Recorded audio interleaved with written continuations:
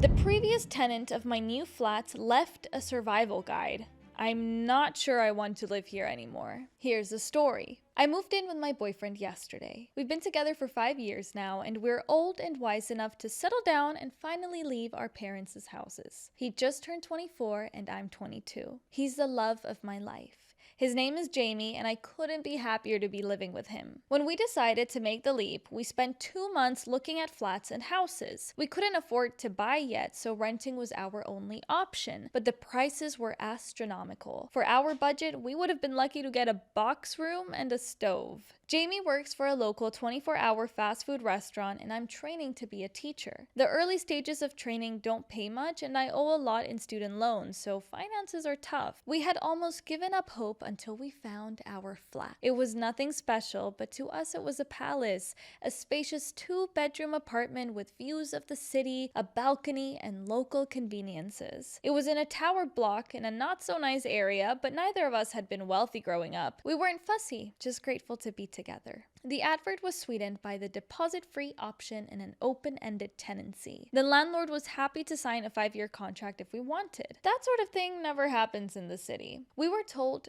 that, along with no deposit, we would also have no inspections but would be liable to pay for any damage when we ended the tenancy. I had never heard of anything quite like that. We knew that for our budget and location, we weren't going to get any better. We snapped the place up fast, not even bothering to view it. It felt like our only chance. Move-in day rolled around quickly, and yesterday we got the keys to our first home together. It was such a strange feeling. The day was chaos, getting our stuff in and up in the lift. We were flat number 42 and on the 7th floor. The items we couldn't get in the lift had to be taken up all the stairs by the removal men. I think they were grateful we weren't any higher, but I still wish we would have been able to give them a better tip. In the evening, we settled down on our second-hand sofa given to us by a cousin of a friend and watched some TV. We smoked cigarettes on the balcony, looking at the park, and fell asleep on our mattresses on the floor super early because we had no energy to put the bed together yet, and Jamie had work at a hideous time of the morning. We slept soundly last night. I felt safe and happy. I don't think that feeling is coming back anytime soon, and it's all due to the note I found this morning. I found it in the kitchen, having a coffee, hours after Jamie had left for his early shift at work. It was in one of the cupboards that were fixed to the wall. There were a bunch of useful items from the previous tenant's spare keys to the flat, a set of tiny keys that locked and unlocked the windows, necessary for those with kids this high up, spare smoke alarm batteries,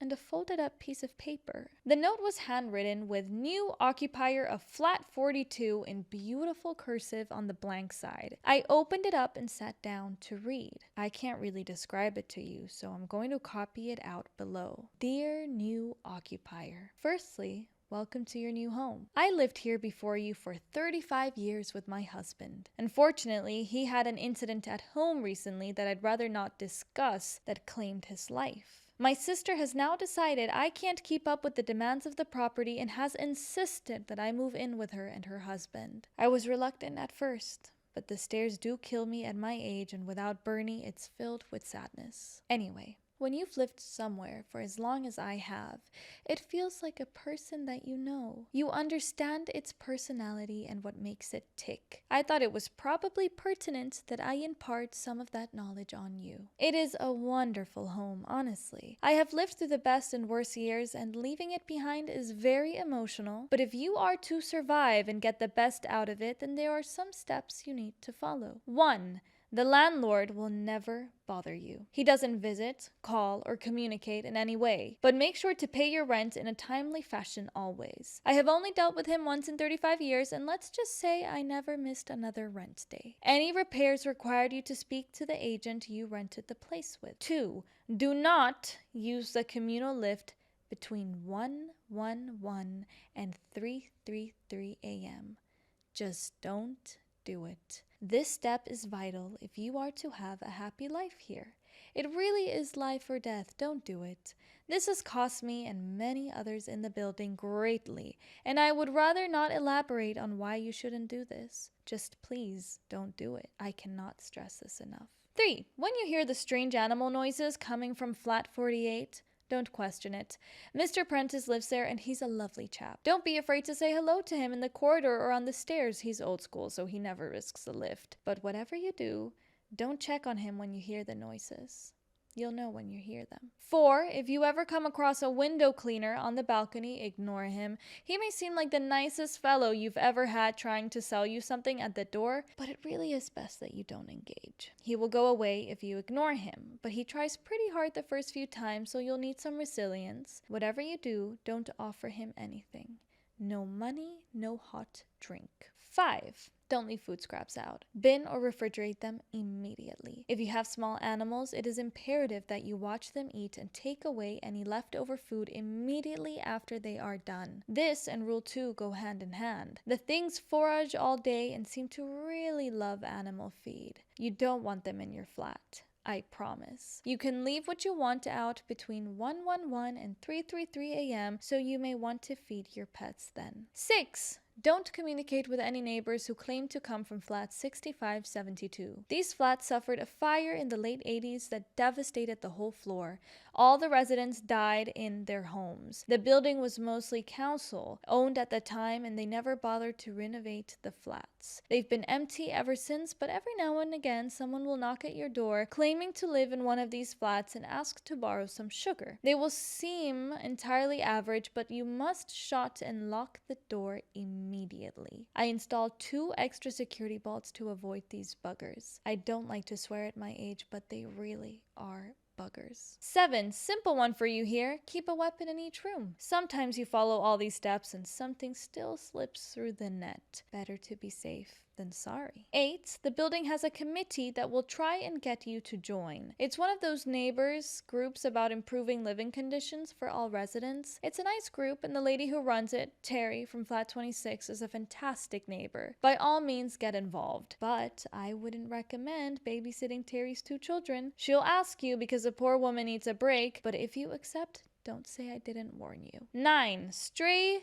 hairless cats sometimes roam in the hallway. I know they're supposedly a special expensive breed, but they don't belong to anyone. They're mostly harmless, but don't pick them up. Not unless you see one of those neighbors that claims to live in 6572. Then grab the cat and lock it inside with you. It'll burn your skin a little, but the cats are friendly and I wouldn't want to see them hurt. 10. There is no way to fix the damp patch on the ceiling in the bedroom. Sometimes it will turn a deep crimson and look quite concerning, but please try not to be alarmed. It doesn't drip. It doesn't get any bigger, and it's been there longer than I have. The landlord won't budge on it, according to the agents. I flagged it many times, even called the police the first night it changed color, but it was a waste of time, and it will be for you too. It's best to ignore it. 11. You can trust the postman. His name is Ian Flanders, and he's been the postman since before I moved in. He has his own key to the main door and delivers post to the door every morning at 8:54. I can't include everything here, or it would become a novel, but if you have any questions, Ian will help you. 12.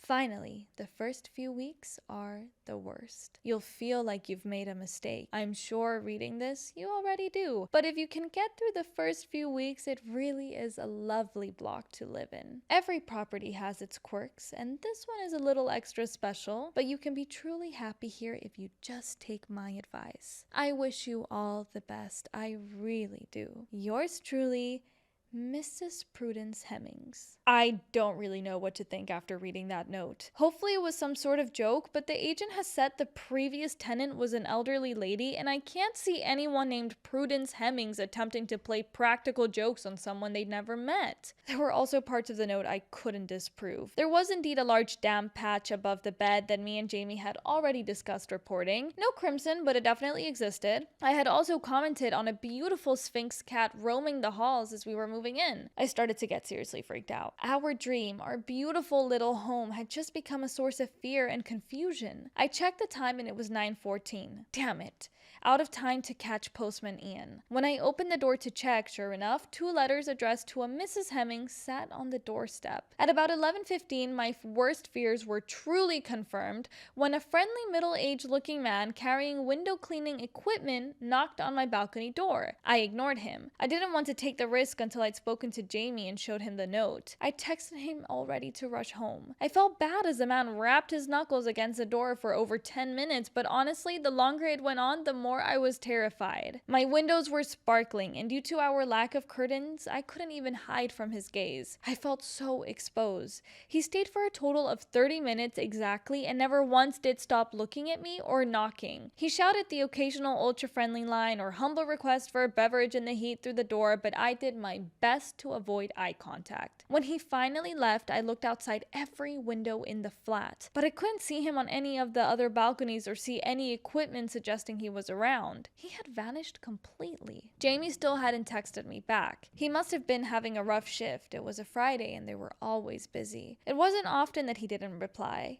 He was due home in around an hour anyway. I read the note probably hundreds of times over. I tortured myself reading it for the next hour, desperately waiting for Jamie to come home through the door to tell me if it was all crazy and if I should relax. I hoped for that so much. But Jamie never came. His shift should have finished around midday, but by 2 p.m. he still wasn't home. I panicked, I cried, I left over 100 voice messages on his phone but got nowhere. I finally decided it had been long enough that calling his work wouldn't embarrass him, and his boss told me that he had never turned up for his shift. I thought about it. What could have happened? And then it hit me. Jamie's shift started at 4 a.m. today. He would have left the flat at 3:15 and taken the lift down the stairs. I don't know what to do. I've tried to convince myself it was all just a big joke. Maybe Jamie wrote the note and got his boss in on it. A voice in my head kept telling me that he couldn't write like that if he tried, but I had to attempt to fool myself. It's getting late and he still isn't home. What if it's all true?